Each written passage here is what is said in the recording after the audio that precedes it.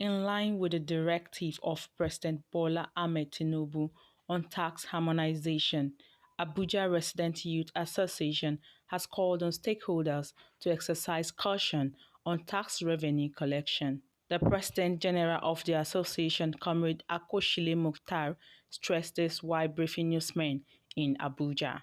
We urge all stakeholders to maintain the spirit of harmony, particularly concerning tax harmonizations, so as to bridge the gap and cut leakages of taxes.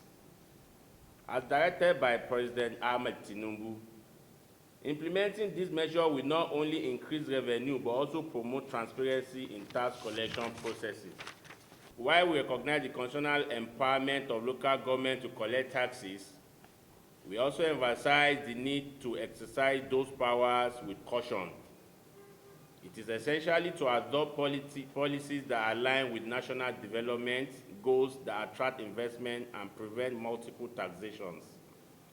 We call on all governments to support this policy move, which aims at encouraging corporate entities to comply with tax regulations. In the FCT today, you will agree with me that the local governments are taking too many taxes.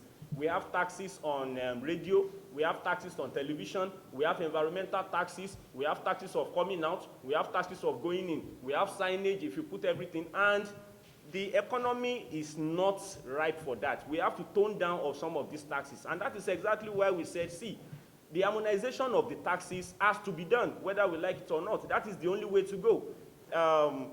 In most states of the Federation today, the governments collect the taxes. I know Lagos State, I know Kwara State, I know Akwa Ibom. Most of these places don't collect, the local government they won't collect the taxes. It is the state government that has a central body that collects these taxes and then share to the local government in line with the agreed sharing formula. So if we have something like that, the foreign investors, we have that confidence that yes, they are not being harassed, they will not be harassed. You know exactly what you are supposed to pay to everybody that is doing business in Nigeria know exactly what the taxes are. Comrade Akoshile also emphasized on the need to provide a sense of belonging to the indigenous people of Abuja beyond mere host of the nation's political capital and seat of government. There is an urgent need to provide a sense of belonging to the indigenous people of FCT,